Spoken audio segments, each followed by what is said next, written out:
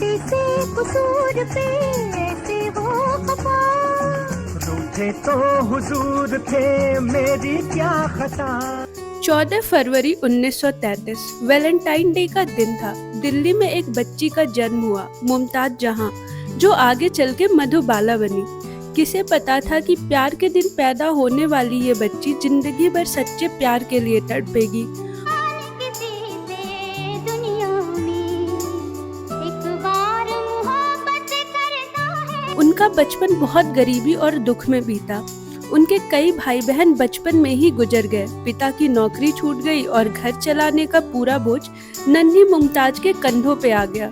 सिर्फ 9 साल की उम्र में वो स्टूडियो के चक्कर काटने लगी। जहां बच्चों के हाथ में खिलौने होने चाहिए थे, वहां मुमताज के हाथों में घर की जिम्मेदारियां थी। उन्होंने अपना बचपन कभी जिया ही नहीं। किस्मत उन्हें मुंबई ले आई। उनकी खूबसूरती और टैलेंट को पहचाना देविका रानी ने और उन्हें नाम दिया मधुबाला। देखते ही देखते वो स्टार बन गई। पनघट पे नंदलाल छेड़ गयो रे मोरे, पनघट पे हाँ मोरे नाजुक कलियां मरोड़ गयो रे। लोग कहते थे कि मधुबाला हंसती है तो स्क्रीन पे फूल झड़ते हैं, लेकिन इस हंसी के पीछे वो अपनी बीमारी छुपा रही थी। उनके दिल में छेद था। उस दौर में इसका कोई इलाज नहीं था। वो जानती थी कि उनके सांसें गिनती की हैं, फिर भी वो जी जान से काम करती रही। मधुबाला की जिंदगी का सबसे खूबसूरत और दर्दनाक अध्याय था दिलीप कुमार। फिल्म तराना के सेट पे दोनों की नजरें मिली और प्यार हो गया। तेरे सदके बलम न करे कोई गम, ये समाये जहां फिर कहां हो तेरे सदके बलम। ये बॉलीवुड का सबसे आइकॉनिक रोमांस था। दोनों शादी करना चाहते थे। मधुबाला दिलीप साहब को बेइंतहा चाहती थी, लेकिन जैसे हर प्रेम कहानी का एक विलन होता है, यहाँ भी था। मधुबाला के पिता।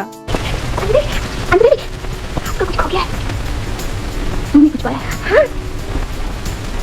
तुमने जो कुछ पाया है वो तेरे ही है। हाँ? अताउल्ला खान इस रिश्ते के खिलाफ थे, या शायद वो अपनी सोने की चिड़िया को खोना नहीं चाहते थे। नया दौर, फिल्म के कोर्ट केस ने सब कुछ खत्म कर दिया। दिलीप कुमार ने अदालत में गवाही दी और वहीं से दोनों के रास्ते अलग हो गए। कहा जाता है उस फिल्म के दौरान दिलीप साहब ने उनसे कहा था, वहाँ गंगा नहाकर सारी जिंदगी आपके नाम की माला ही जपता रहूंगा। बात करने की तमीज नहीं है, ये जानबूझकर बदतमीज बन रहा है। आपकी आंखों में अपनी निजात देख रहा हूँ। बेहुदा है। क्या करूँ, दिल के हाथों मजबूर है। कुचल डालिए इसे, देखो। आपके पाँव के नीचे दिल है, एक जरा आपको जहमत होगी। मेरे साथ चलो, अभी शादी कर लेंगे। लेकिन मधुबाला अपने पिता को छोड़ के नहीं जा सकी। उन्होंने प्यार और फर्ज के बीच फर्ज को चुना और अंदर से टूट गई। वो रिश्ता वहीं खत्म हो गया, लेकिन प्यार शायद कभी खत्म नहीं हुआ।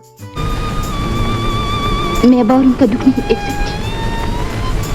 मुझे कह देना उनके हिस्से का दुख खत्म हो गया, मेरे हिस्से की खुशियाँ खत्म हो गई।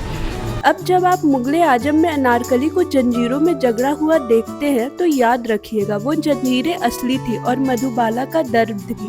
उस वक्त उनकी हालत बहुत खराब थी। डॉक्टरों ने कहा था आराम करने, लेकिन वो शूटिंग करती रही।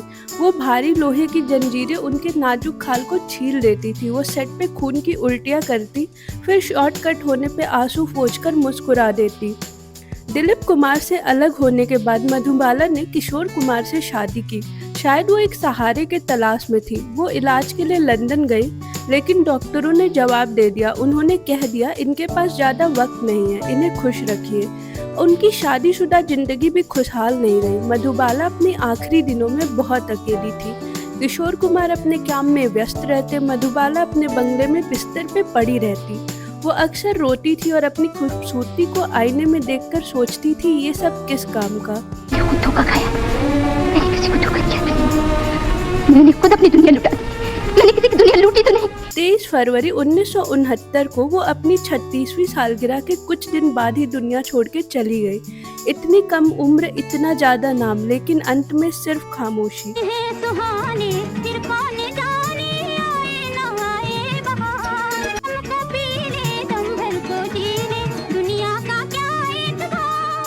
मधुबाला की कहानी हमें सिखाती है कि स्क्रीन पे दिखने वाली चमक के पीछे अक्सर गहरा अंधेरा होता है।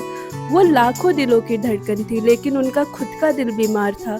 वो प्यार की मूरत थी, लेकिन प्यार को तरसती रही। आज भी जब हम उनकी वो टेढ़ी मुस्कान देखते हैं तो लगता है जैसे वो कह रही हूँ, जिंदगी तो बेवफा है, एक दिन ठुकराएगी। जवानी पे रोए, जवानी पे रोए, मोहब्बत की झूठी कहानी पे रोए। वो बॉलीवुड का वो फूल थी जो बहुत जल्दी मुरझा गया, लेकिन जिसकी खुशबू आज भी हवाओं में है। अपनी राय आप कमेंट में जरूर बताएं।